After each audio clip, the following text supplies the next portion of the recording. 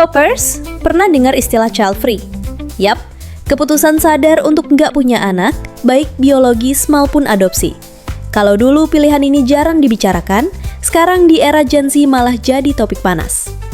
Tren ini mulai meledak di Indonesia sejak 2021, waktu YouTuber Gita Savitri Devi secara terbuka bilang dia dan suaminya sepakat untuk child free. Alasan yang dia sebut, mau fokus ke kebahagiaan pribadi, karir, dan kebebasan hidup.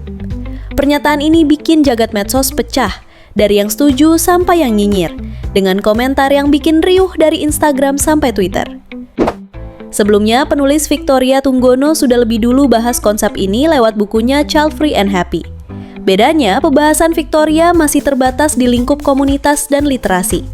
Baru setelah Gita bicara di media populer, istilah child free jadi arus utama. Dan disinilah mulai muncul stigma. Dianggap egois, melanggar norma, bahkan dituduh nggak menghargai pernikahan. Di Indonesia, perempuan child free sering dapat tekanan sosial lebih berat dibanding laki-laki, karena masih kuatnya pandangan bahwa perempuan sempurna adalah yang menjadi istri sekaligus ibu. Data terbaru menunjukkan, di kalangan Gen Z sekitar 15% memilih child free. Alasannya beragam, biaya hidup yang makin tinggi, ingin fokus karir, menjaga kesehatan mental, kekhawatiran soal lingkungan, sampai keinginan memutus trauma keluarga. Banyak yang bilang, punya anak di era sekarang butuh perencanaan matang, dan nggak semua orang siap. Bahkan, ada yang melihat keputusan child free sebagai bentuk tanggung jawab, daripada memaksakan diri punya anak tapi nggak mampu memberi kehidupan yang layak.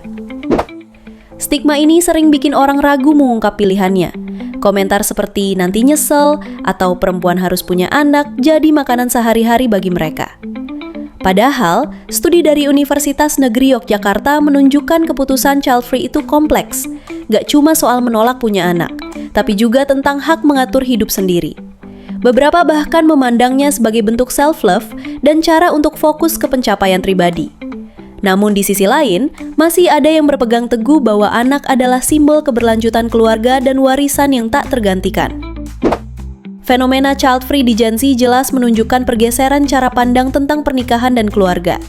Gak semua orang mengejar rumah, pasangan, lalu anak. Ada yang memilih kebebasan dan fokus membangun diri, tanpa merasa ada yang hilang. Pro kontra ini sepertinya gak akan berhenti dalam waktu dekat. Mungkin di masa depan kita akan melihat lebih banyak orang yang berani mendobrak norma demi hidup sesuai versinya sendiri. Pertanyaannya, kamu tim yang menghargai pilihan ini atau tim yang masih percaya anak adalah bagian wajib dari pernikahan? Drop pendapatmu di komentar, like, share, dan subscribe biar nggak ketinggalan topik panas bareng Hypop.